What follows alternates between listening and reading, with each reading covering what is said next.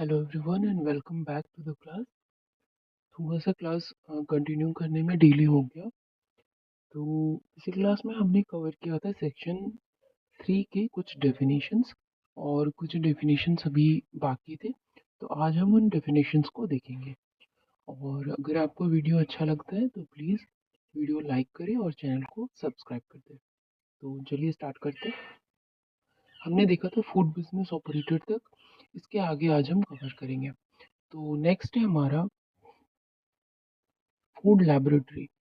Food laboratory means any food laboratory or institute established by the central or state government or any other agency accredited by National Accreditation Board for testing and calibration laboratories or an equivalent accreditation agency and recognized by the Food Authority under Section 43। तो जैसा कि मैंने आपको बताया था कि कुछ sections होंगे जो बहुत इंपॉर्टेंट होंगे, जैसे कि यहाँ पे सेक्शन 43 के बारे में बताया गया है जो हमारी फूड लैबोरेटरी के बारे में बताता है। ठीक है। और ये फूड लैबोरेटरीज जो है हमारे एनएबीएल के अकॉर्डिंग उसके अंडर में ये एक्रीडेट किए जाएंगे, तभी इन फूड लैबोरेटरीज को हम फूड टेस्टिंग के लिए यूज़ कर सकते हैं। ठीक है। एनएबीएल एक एक्रेडिटेशन बोर्ड है जो हमारे फूड लैबोरेटरीज को सर्टिफाई करते हैं कि ये फूड लैबोरेटरीज सर्टिफाइड है, बिल्कुल सही है, और हम इन लैबोरेटरीज में अपने फूड सैंपल्स को टेस्टिंग के लिए भेज सकते हैं। ठीक है। एनएबीएल के बारे में भी हम आगे जाकर और थोड़ा सा पढ़ेंगे। ठीक है। Next is food safety means assurance that food is acceptable for human consumption according to its intended use। Food safety very simple कि कोई भी ऐसा फूड वो सेफ होना चाहिए, ह्यूमन कंजम्पशन के लिए एक्सेप्टेबल होना चाहिए, that is only food safety. Okay.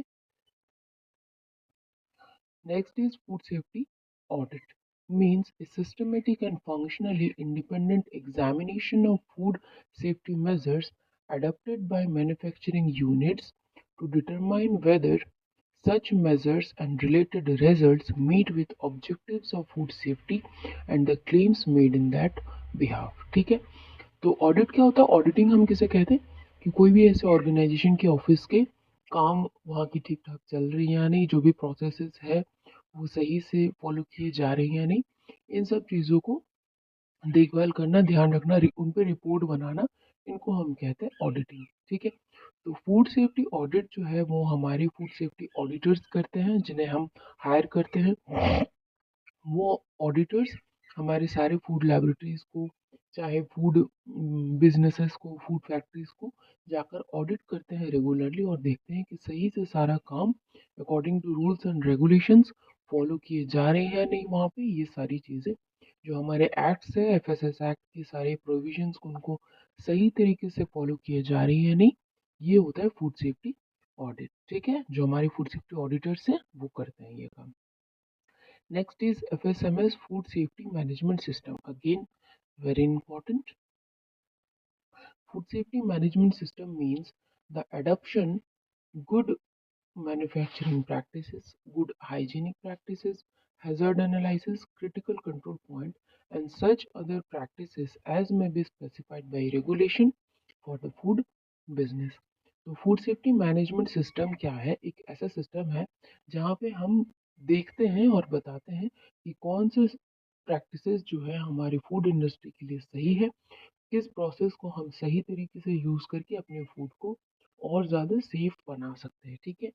जिसमें कौन कौन से मेथड्स आ जाते हैं, जैसे गुड मैन्युफैक्चरिंग प्रैक्टिसेस, ये कुछ प्रोसेसेस है जो हम सिखाते हैं फूड बिजनेस में जो भी इन्वॉल्व होते हैं, उन लोगों को हम बताते हैं कि कौन से गुड मैन्युफैक्चरिंग प्रैक्टिसेस होते हैं जिन्हें आप अप्लाई कर सकते हैं। गुड हाइजीनिक प्रैक्टिसेस आते हैं कि कैसे हम अपने यूटेंसिल्स को, अपने प्रोसेसेस को हाइजीनिक बना सकते हैं। हैज़र्ड एनालिसिस की अगर कोई हैज़र्ड हमारा दिख रहा है, हमें पता चलता है कि इन फ्यूचर इसमें हैज़र्ड आ सकते हैं, तो उसको एनालाइज करना, उसको कैसे ठीक कर सकते हैं, ये चीज़ करना।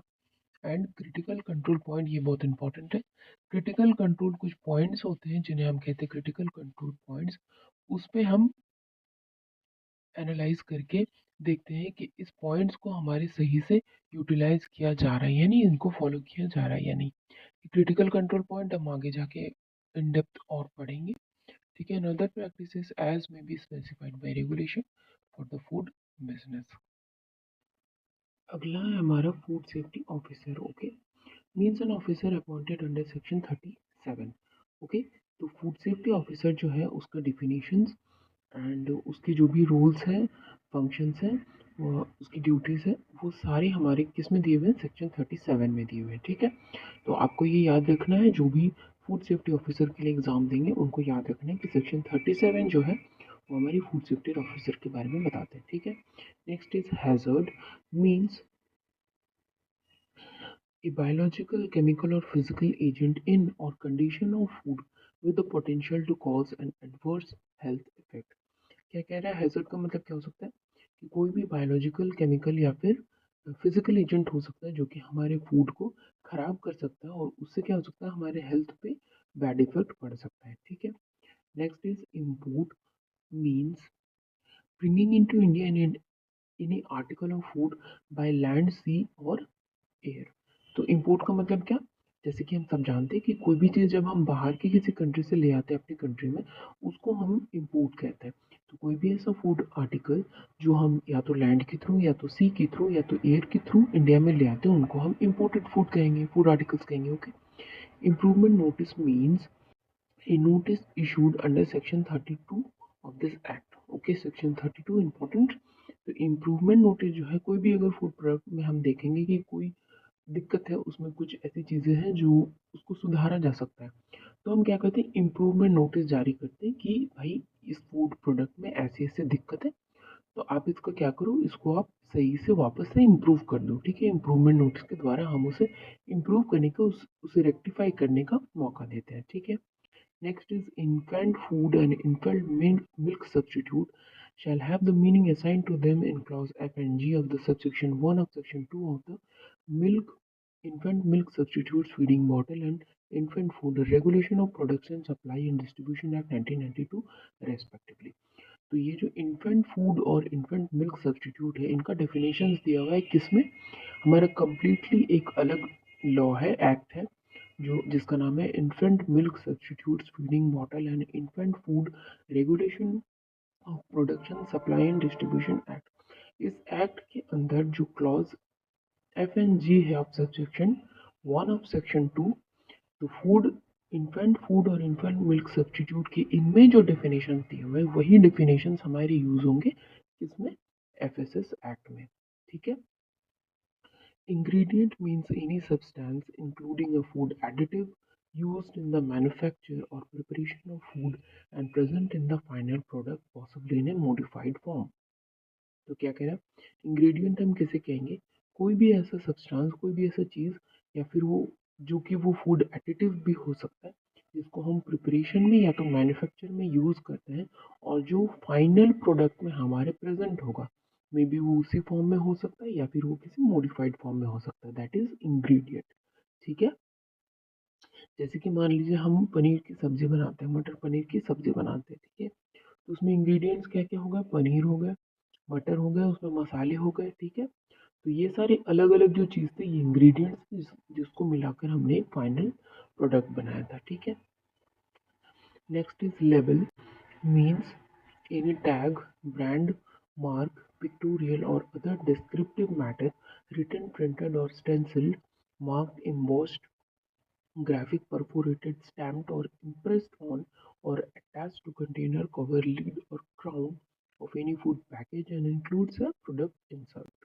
ठीक है, तो लेबल का मतलब क्या, कोई भी फूड प्रोडक्ट का पैकेट में जो हमने देखा होगा कि उसमें कुछ कुछ इंफॉर्मेशन दिए हुए रहते हैं, ब्रांड का नाम होता है। ठीक है, ये सब सारी चीज़ें हैं, ये लेबल करते हैं हम लोग कि उसमें कौन कौन से इंग्रेडिएंट्स हैं। तो वो या तो वो रिटन होंगे या तो प्रिंटेड होंगे या फिर स्टिकर वहाँ पे स्टेंसिल चिपकाए हुए होंगे, मार्क्ड होंगे। ठीक है, स्टैम्प्ड होंगे, इम्प्रेस्ड होंगे, ये सारे जो प्रोसेस है, मेथड है, इनके थ्रू हम अपने लेबल को तैयार कर सकते हैं। ठीक है, जो कि कंटेनर के बॉडी में भी लगा हो सकता है, उसके कवर में भी लगा हो सकता है, लिड में भी लगा हो सकता है जो ढक्कन होता है।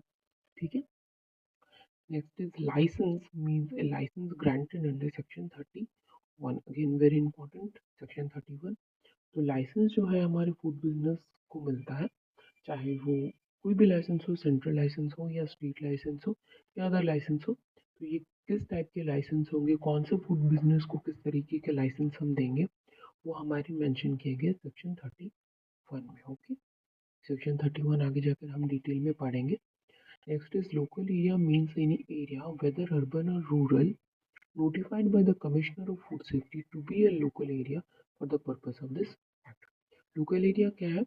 कोई भी ऐसा जगह जो या तो अर्बन हो सकता है या तो रूरल हो सकता है, जिसे commissioner of food safety notify करेंगे कि ये जो है हमारे लोकल एरिया में आएगा। किस पर्पस के लिए? सिर्फ इस एक्ट के पर्पस के लिए, एफएसएस एक्ट के पर्पस के लिए। अगर कोई भी हमारा फूड एक्ट कहीं पे किसी एरिया में लागू होता है, तो वो जो कमिश्नर ऑफ फूड सेफ्टी हमारे जो है उस एरिया को अगर लोकल एरिया नोटिफाई करेंगे तो वो हमारा होगा लोकल एरिया, सिर्फ इस एक्ट के लिए, अदर कोई भी एक्ट के लिए नहीं होगी। Manufacturing means a process or adoption or any treatment for conversion of ingredients into an article of food, which includes any sub-process, incidental or ancillary to the manufacture of an article of food। Manufacture means क्या, हम सब जानते हैं, कोई भी चीज़ जो raw होते हैं और उन सारी चीज़ों को रॉ को मिलाकर, रॉ इंग्रेडिएंट्स को मिलाकर, ठीक है, रॉ प्रोडक्ट्स को मिलाकर जो हम उनको ट्रीट करते हैं इस तरीके से कि वो एक फाइनल एडिबल फॉर्म में वो एक फूड आर्टिकल बन के तैयार हो जाए, ठीक है।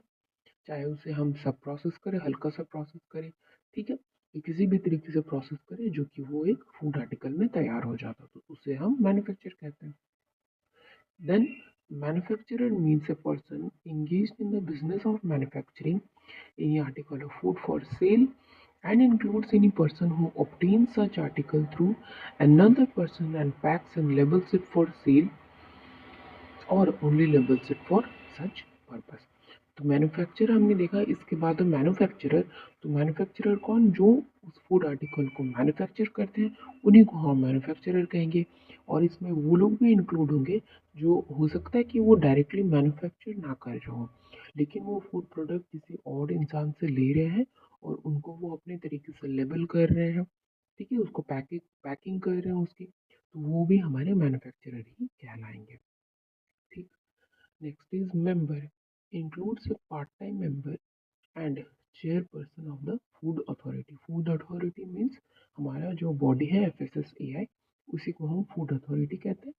तो मेंबर किसे हम कहेंगे? जो भी पार्ट टाइम मेंबर है apart from the full time members, and the chairperson जो है वो भी हमारे मेंबर में ही काउंट रहेंगे। इसे याद रखिएगा ज़रूर, ठीक है, कि जब भी हमारे अगर पूछा जाए कि क्या चेयरपर्सन जो है फूड अथॉरिटी के वो मेंबर में इंक्लूड होंगे कि नहीं, तो यस, चेयरपर्सन भी फूड अथॉरिटी के मेंबर में ही इंक्लूड होते हैं, ठीक है।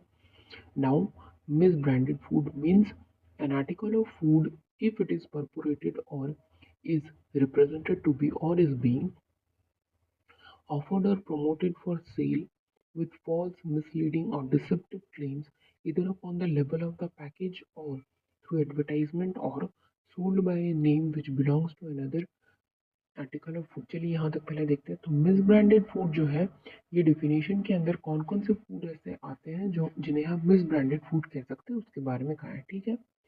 तो क्या है कि कोई भी ऐसा फूड आर्टिकल जो हम सेल करते हैं विथ फॉल्स इन्फॉर्मेशन, ठीक है, हम गलत इन्फॉर्मेशन लोगों तक पहुंचाते हैं या फिर मिसलीडिंग इन्फॉर्मेशन हम लोगों तक पहुंचाते हैं, ठीक है, या फिर डिसेप्टिव क्लेम्स की झूठा क्लेम्स, हम झूठा वादा कर रहे हैं लोगों से कि ऐसे ऐसे इसमें बेनिफिट्स हैं जो कि असल में है नहीं, ठीक है। किस तरीके से हम ये सब क्लेम कर सकते हैं या फॉल्स इन्फॉर्मेशन पहुंचा सकते हैं? या तो हम पैकेट की जो लेबल है उस लेबल पे हम फॉल्स इन्फॉर्मेशन लगा देंगे कि भाई इस फूड प्रोडक्ट में ऐसे ऐसे बेनिफिट्स हैं जो कि फॉल्स है, ठीक है। या तो हम उसकी एडवर्टाइजमेंट कर सकते हैं झूठी, फॉल्स एडवर्टाइजमेंट करके उसको प्रमोट कर सकते हैं फूड प्रोडक्ट को, उसकी उसको, है ना। तो ऐसे जो है फॉल्स इन्फॉर्मेशन अगर हम दे रहे हैं तो उसे हम मिस ब्रांडेड फूड कहेंगे, ठीक है। तो उसके बाद है, या फिर वैसे फूड प्रोडक्ट को हम मिस ब्रांडेड कहेंगे जो कि किसी दूसरे प्रोडक्ट के नाम से हम अपने प्रोडक्ट को बेच रहे हैं, ठीक है। मान लीजिए कोई बिस्किट का ब्रांड है बहुत पॉपुलर, अब उसी ब्रांड के नाम से हम कोई मिक्सचर हम बेच रहे हैं, लेकिन वो एक्चुअल में वो उस ब्रांड का है नहीं, ठीक है। तो ये भी हमारे मिस ब्रांडेड फूड में आ जाएंगे। या फिर offered or promoted for sale under the name of a fictitious individual or company as the manufacturer or producer of the article as borne on the package or containing the article or the label on such package, ठीक है।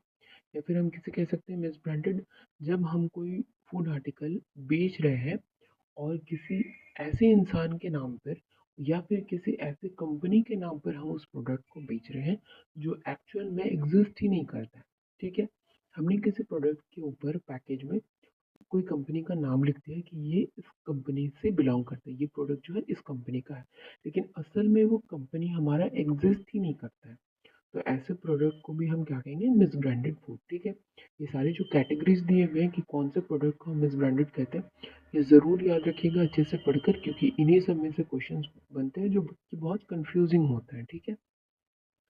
If the article is sold in packages which have been sealed or prepared by or at the instance of the manufacturer or producer bearing his name and address, but इसमें क्या कह रहा है कि चलिए कोई फूड आर्टिकल है जिसमें हमने सब कुछ सही सही मेंशन किया, ठीक है।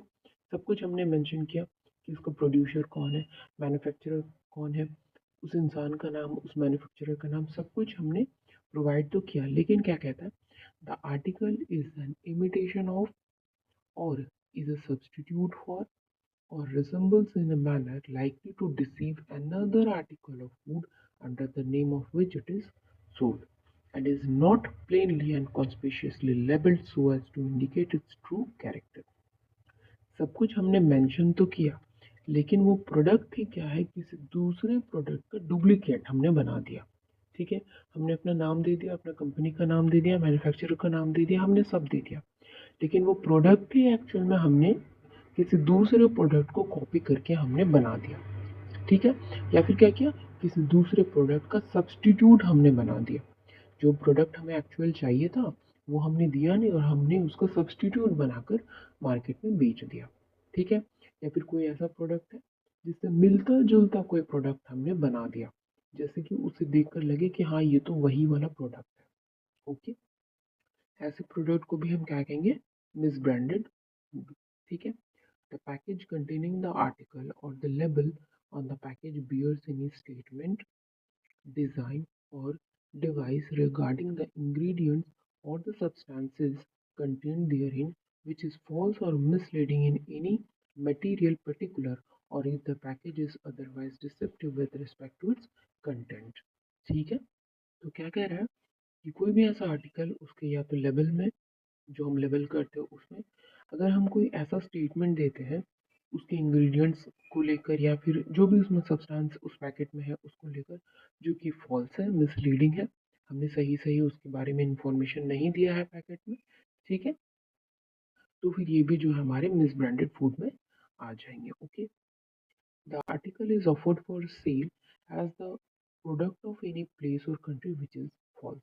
अब यहाँ पे क्या कह रहा है कि कोई भी ऐसा आर्टिकल जिसमें हमने उसके पैकेट में ये लिख दिया कि ये इस कंट्री से हमने मंगवाया है, या फिर इस किसी एक पर्टिकुलर एरिया का नाम हमने दे दिया कि ये इस एरिया से इस प्रोडक्ट को मंगवाया गया है, जो कि फॉल्स है। असल में वो उस कंट्री का है ही नहीं, किसी दूसरी कंट्री का जिसका हमने मेंशन किया है पैकेट में वो है ही नहीं, हमने झूठा इंफॉर्मेशन लेवल में दे दिया कि ये इस कंट्री का है, तो फिर उसे भी हम क्या कहेंगे, मिस ब्रांडेड फूड, ठीक है। अगला क्या कहते हैं, if the article contain in the package contains any artificial flavoring, coloring, or chemical preservative, and the package is without a declaratory label stating that fact, or is not labeled in accordance with the requirements of this act or regulations made thereunder, or is in contravention thereof। क्या कह रहा है कि अगर वो food article कोई भी ऐसा फ्लेवरिंग एजेंट उसमें है या फिर कलरिंग एजेंट है या फिर कोई भी ऐसा केमिकल प्रिजर्वेटिव है, और इन सब के बावजूद भी ये सारी चीज़ें जो है इनको मेंशन करना पैकेट के लेबल में बहुत ज़रूरी होता है। कोई भी अगर हमने प्रिजर्वेटिव दिया है किसी फूड प्रोडक्ट में तो उसे मेंशन करना बहुत ज़रूरी होता है, ठीक है। तो अगर ये मेंशन नहीं किया गया है किसी फूड प्रोडक्ट में उसके पैकेट में, जो भी हमारे एफएसएस एक्ट है, रूल्स एंड रेगुलेशंस है, उसके अकॉर्डिंग अगर मेंशन नहीं किया गया है तो इसे भी हम मिसब्रांडेड फूड कहेंगे। या फिर is offered for cell for special dietary uses unless its label bears such information as may be specified by regulation concerning its vitamins, minerals, or other dietary properties in order sufficiently to inform its purchaser as to its value for such use. तो क्या कह रहे हैं कि अगर कोई food है जो कि स्पेशल कोई डाइटरी यूज़ के लिए किसी को मान लीजिए डायबिटीज़ है, उनके लिए कोई फूड फूड प्रोडक्ट स्पेशली बनाया गया हो, ठीक है? तो ऐसे किसी के अगर हेल्थ इश्यूज़ है, उनके लिए अगर कोई स्पेशल डाइटरी फूड बनाया गया है, तो उस पैकेट के लेबल में ये मेंशन करना बहुत ज़रूरी है कि ये किसी स्पेशल और कौन से डाइटरी यूजेस के लिए बना है, वो उसमें बिल्कुल इसमें मेंशन करना ज़रूरी है, ठीक है?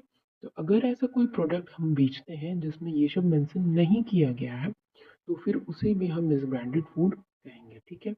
या फिर is not conspicuously or correctly stated on the outside thereof within the limits of variability laid down under this act. या फिर कोई भी ऐसा अदर इंफॉर्मेशन जो कि हमारे लेवल में सही तरीके से और बिल्कुल करेक्टली उसमें स्टेटमेंट नहीं दिया हुआ है किसी भी चीज़ के बारे में, तो वो हमारा मिसब्रांडेड फूड में आएगा, जो कि हमारे एक्ट के अकॉर्डिंग रूल्स एंड रेगुलेशंस के अकॉर्डिंग जो भी चीज़ें मेंशन की गई है कि ये सारी चीज़ें हमारे प्रोडक्ट में होनी चाहिए मेंशन, वो मेंशन नहीं किया जाएगा तो उसे हम मिसब्रांडेड फूड कहेंगे। Okay, next is notification means A notification published in the official gazette, ठीक है?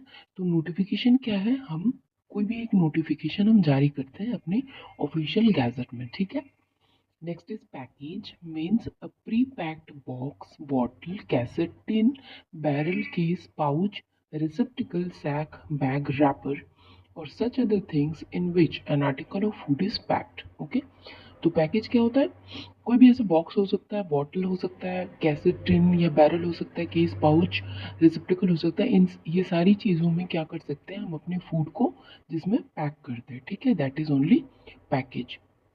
पैकिंग और पैकेजिंग में थोड़ा सा डिफरेंस है। पैकेजिंग क्या होता है कि जब हम डायरेक्टली किसी फूड प्रोडक्ट को पैक करते हैं उस चीज़ को हम कहते हैं पैकेजिंग। अब जब बहुत सारी चीज़ों को हम एक साथ उन सारे पैकेजेस को पैक करते हैं तो उसको कहते हैं packing. Okay, next is premises include any shop, stall, hotel, restaurant, airline services and food canteens, place or vehicle or vessel where an article of food is sold or manufactured or stored for sale. Premises क्या होता है? कोई भी या वो सारी जगह जहाँ पर हम या तो फूड को प्रिपेयर करते हैं, मैन्युफैक्चर करते हैं या फिर वो उसको सेल करते हैं, जैसे कि शॉप हो सकता है, स्टॉल हो सकता है, होटल, रेस्टोरेंट हो सकता है, ठीक है? एयरलाइन सर्विसेज हो सकते हैं, कैंटीन्स हो सकते हैं। तो जहाँ पर भी हमारी फूड आइटम्स या तो प्रिपेयर किए जाएंगे या तो बेचे जाएंगे, सोल्ड किए जाएंगे, उन सारे प्लेसेस को हम क्या कहेंगे? Premises. Okay, next is prescribed means prescribed by the rules made by the central government or the state government as the case may be under this act. Prescribed क्या होता है कि आगे जाके जब हम पढ़ेंगे तो जो भी हम कहेंगे कि दिस इज प्रेस्क्राइब्ड, ओके, इस तरह के जो सेंटेंसेस होंगे तो वो प्रेस्क्रिप्शन वो प्रेस्क्राइब करते कौन है? या तो हमारे सेंट्रल गवर्नमेंट करेंगे या फिर हमारे स्टेट गवर्नमेंट करेंगे। Okay, next is primary food. तो ये जो डेफिनेशन है प्राइमरी फूड, ये हमने पहले क्लास में देख लिया था जब हम ऊपर प्राइमरी फूड से रिलेटेड पढ़ रहे थे क्लॉज। ओके, तो इसको अब हम नहीं पढ़ेंगे। Next is prohibition order means an order issued under section 33 of the act, section 33, ठीक है? इसे याद रखिएगा। प्रोहिबिशन ऑर्डर है कोई भी फूड प्रोडक्ट अगर हम उसमें देखते हैं कि उसमें कोई गड़बड़ है जो कि कंज्यूमर तक नहीं पहुंचना चाहिए तो हम प्रोहिबिशन ऑर्डर जारी करते हैं। Risk in relation to any article of food means the probability of an adverse effect on the health of consumer of such food and the severity of that effect consequential to a food hazard, ठीक है? तो risk हम किसे कहेंगे? कोई भी food article को लेकर कि जब भी इसमें कोई पॉसिबिलिटी ऐसा होगा कि इसका हेल्थ इफेक्ट जो है कंज्यूमर्स पर बुरा पड़ सकता है, एडवर्स हेल्थ इफेक्ट हो सकता है, ठीक है? तो उस सीवियरिटी, उस इफेक्ट का सीवियरिटी देख कर कि वो कितना डेंजरस हो सकता है कंज्यूमर्स के लिए, उसके अकॉर्डिंग हम रिस्क को आइडेंटिफाई करते हैं, ठीक है? और अगला है हमारा risk analysis in relation to any article of food means a process consisting of three components risk that is risk assessment risk management risk communication ठीक है। तो रिस्क एनालिसिस एक प्रोसेस है पूरा जिसमें हम कौन कौन से रिस्क हो सकते हैं उसको हम आइडेंटिफाई करते हैं एनालिसिस करते हैं जिसमें मेजरली हमारे तीन स्टेप्स होते हैं कौन कौन से रिस्क असेसमेंट जिसमें हम एसेस करते हैं कि कौन कौन से रिस्क हो सकते हैं। अगला है रिस्क मैनेजमेंट उसको किस तरीके से हम जो भी रिस्क है हमारा उसको किस तरीके से हम मैनेज कर सकते हैं। Next is risk communication. तो रिस्क कम्युनिकेशन क्या है उसको हम कम्युनिकेट करते हैं जो भी हमारे इन्वॉल्व रहते हैं फूड बिजनेस में या फिर हमारे जो भी अथॉरिटी के मेंबर्स हैं उनसे हम रिस्क को कम्युनिकेट करते हैं कि इसे हम किस तरीके से ठीक कर सकते हैं ठीक है। तो ये जो प्रोसेसेस है इसको हम बाद में और डिटेल में पढ़ रहे हैं ठीक है। तो नेक्स्ट आ जाता है हमारा risk assessment means a scientifically based process consisting of the following steps hazard identification hazard characterisation exposure assessment and risk characterisation. Okay. तो पहला जो हमारा था रिस्क असेसमेंट उसमें क्या कहता है कि उसमें भी हमारी फर्दर फोर अदर स्टेप्स आ जाते हैं जिसमें हमारे आते हैं हैजर्ड आइडेंटिफिकेशन कौन सा हैजर्ड उसमें हो सकता है उसको आइडेंटिफाई करना। हैजर्ड कैरेक्टराइजेशन उसको अलग अलग कैरेक्टराइज करना कि ये हैजर्ड से ये हो सकते हैं इस तरीके से उनको कैटेगराइज करना जनरली। उसके बाद एक्सपोजर असेसमेंट कि किस हद तक ये अफेक्ट कर सकता है ह्यूमन हेल्थ को। एंड देन रिस्क कैरेक्टराइजेशन जो भी उसमें रिस्क फैक्टर्स होते हैं अब उनको कैरेक्टराइज करना कि कौन कौन सा रिस्क इसमें हो सकता है ठीक है। अगला है risk communication means the interactive exchange of information and opinions throughout the risk analysis process concerning risk, risk related factors, risk perceptions among risk assessors, risk managers, consumers, industry, the academic community, and other interested parties, including the explanation of risk assessment findings and the basis of risk management decisions। ठीक है। तो क्या कह रहे हैं risk communication में जैसे कि मैंने आपको पहले ही बताया कि इसमें जो है जो भी हमारे रिस्क आइडेंटिफाई किए हमने एसेस किया उसको फिर फर्दर कम्युनिकेट करना ठीक है। एक इंटरैक्टिव एक्सचेंज ऑफ इंफॉर्मेशन होता है जो हम बाकी के मेंबर्स को बताते हैं कि इनमें कौन कौन से रिस्क हो सकते हैं उसको हमारे असेसमेंट में क्या चीज़ें निकल कर आई उसको हम कम्युनिकेट करते हैं ठीक है। किनसे क्या क्या कम्युनिकेट कर सकते हैं जैसे कि जो भी रिस्क रिलेटेड फैक्टर्स है उसके परसेप्शंस क्या है ठीक है। और किससे हम ये कम्युनिकेट करेंगे जो रिस्क मैनेजर से रिस्क को जो मैनेज करेंगे कंज्यूमर से उनसे भी हम कम्युनिकेट करेंगे इंडस्ट्री से जो उनको बनाए हैं उनको एकेडमिक कम्युनिटी जो बता सकते हैं कि इस रिस्क को कैसे ठीक कर सकते हैं और जो भी अदर इंटरेस्टेड पार्टी होंगे उन सबको हम ये रिस्क कम्युनिकेट कर सकते हैं ओके। अगला है risk management means the process distinct from risk assessment of evaluating policy alternatives in consultation with all interested parties considering risk assessment and other factors relevant for the protection of health of consumers and for the promotion of fair trade practices and if needed selecting appropriate prevention and control options ठीक है। तो risk management क्या है बहुत ही simple सा है कि वो सारी प्रोसेसेस जो असेसमेंट से अलग होंगे जो हमने एसेस करने में यूज़ किया प्रोसेसेस उनसे अलग होंगे रिस्क मैनेजमेंट जो क्या कर सकते हैं पॉलिसी ऑल्टरनेटिव्स मतलब कि उस रिस्क को हम कैसे ठीक कर सकते हैं कैसे मैनेज कर सकते हैं उन उन पॉलिसीज को निकाल कर ले आना ठीक है।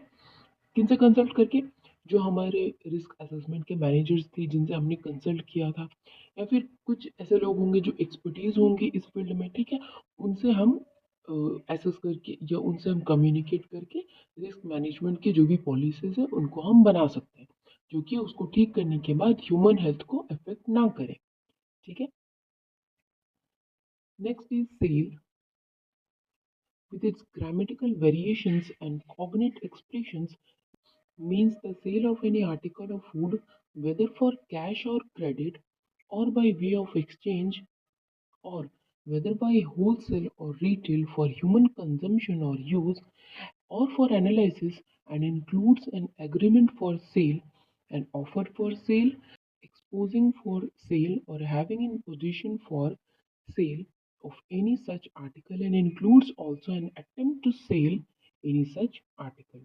ठीक है, तो सेल जैसे कि हमारा जनरल मीनिंग है सेल का, कोई भी आर्टिकल ऑफ फूड को या तो कैश के लिए, क्रेडिट के लिए, या फिर किसी चीज़ के एक्सचेंज के लिए कि हम उन्हें खाना दे रहे हैं, बदले में उनसे हम कुछ ले रहे हैं। ठीक है, या तो वो होलसेल में हो सकते हैं या तो रिटेल शॉप में हो सकते हैं, जो कि ह्यूमन कंजम्पशन के लिए होता है। ठीक है, next is sample, means a sample of any article of food taken under the provisions of this act or any rules and regulations made thereunder। Sample क्या है, जो भी हम टेस्टिंग के लिए आर्टिकल ऑफ फूड का सैंपल लेते हैं।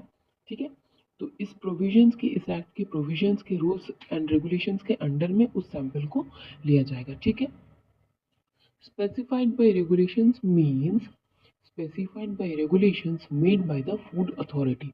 तो जहाँ पर भी हमारे मेंशन किया हुआ रहेगा कि this is specified by the regulations, मतलब क्या होगा उसका, कि जो भी हमारे फूड अथॉरिटी के मतलब एफएसएससीआई के रेगुलेशंस है उनके द्वारा स्पेसिफाई किया गया है ये।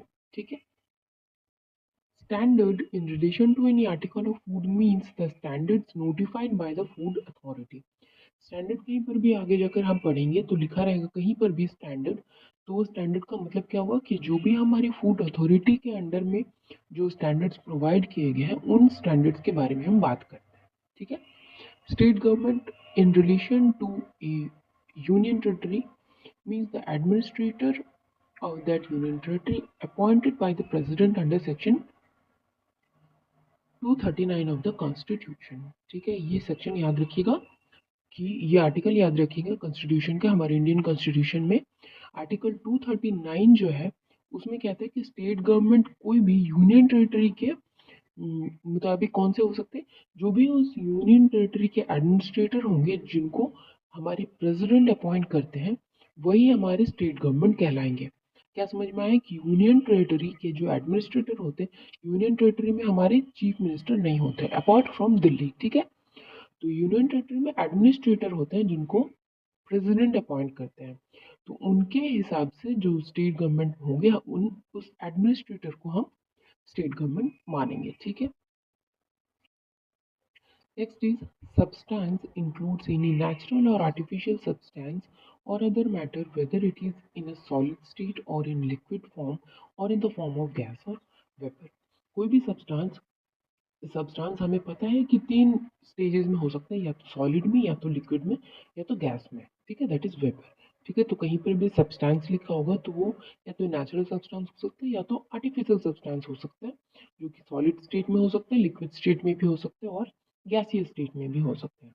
ठीक है, substandard and means an article of food shall be deemed to be substandard if it does not meet the specified standards but not so as to render the article of food unsafe।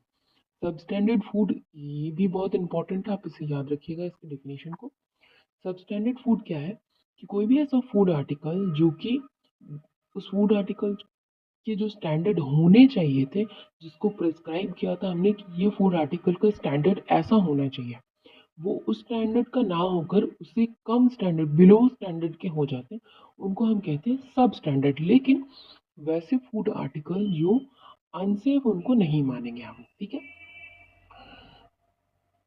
But not so as to render the article of food unsafe, उनको हम unsafe नहीं कहेंगे, सिर्फ उनको हम सब standard कहेंगे। Okay, next is tribunal means the food safety appellate tribunal established under section 70। Section 70 याद रखिएगा। ट्रिब्यूनल जो है हमारे फूड सेफ्टी अपीलेट ट्रिब्यूनल, कोई भी अगर ऐसे केसेस हो जाते हैं फूड सेफ्टी रिलेटेड तो वो कहाँ पे सॉल्व होते हैं, ट्रिब्यूनल में होते हैं, जिनका नाम है फूड सेफ्टी अपीलेट ट्रिब्यूनल, जो कि जिसके बारे में कहाँ दिया हुआ है, सेक्शन 70। ठीक है, सेक्शन 70 हम आगे जाकर और डिटेल्स में पढ़ेंगे। Okay, unsafe food means an article of food whose nature, substance or quality is so affected as to render it injurious to health। Okay, तो unsafe food, this is also very important। तो unsafe food का definition भी आप याद रखिएगा कि कौन कौन से फूड को हम अनसेफ मानेंगे। ठीक है, एग्जाम में कैसे क्वेश्चन आ जाते हैं, आपके पास 4-5 ऑप्शन दे देंगे और उनमें से आपको बताना हो सकता है कि इनमें से डेफिनेशन के अकॉर्डिंग कौन सी कैटेगरी है जो कि अनसेफ फूड में नहीं आते। ओके, इस तरीके के क्वेश्चन आपको आ सकते हैं।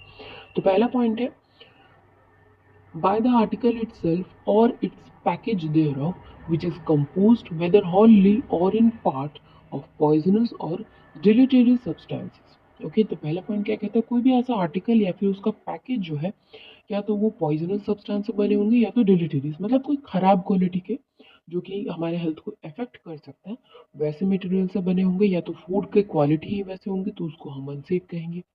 Second है, by the article consisting wholly or in part of any filthy, putrid, rotten, decomposed or diseased animal substance or vegetable substance। ठीक है, सेकंड पॉइंट क्या कहता है, कोई भी ऐसा आर्टिकल पूरी तरीके से या फिर थोड़ा बहुत उसमें या तो कुछ फिल्दी होंगे, मतलब सड़े हुए से कुछ होंगे, ठीक है, रॉटन होंगे, कुछ महकता सा होगा, ठीक है, पुट्रेड होंगे, महकता सा कुछ होगा, गंदा सा, जो कि ह्यूमन यूज़ के लिए हम समझ जाते हैं कि वो कंपैटिबल नहीं है, ठीक है, या फिर सड़े हुए होंगे, गले से होंगे, डिकम्पोज हो रहे होंगे, वैसे होंगे, या फिर डिजीज एनिमल के होंगे, कोई भी ऐसे एनिमल प्रोडक्ट जो एनिमल जो है जिससे हमने वो लिया, चाहे वो मिल्क हो, एग हो, ठीक है, या पोल्ट्री मीट हो, तो अगर वो एनिमल ही डिजीज्ड है, उसको कोई बीमारी है, और उस एनिमल से हम एनिमल प्रोडक्ट ले रहे हैं, तो वो भी हमारी अनसेफ कहलाएंगे। ओके, नेक्स्ट पॉइंट है, by virtue of its unhygienic processing or the presence in that article of any harmful substance.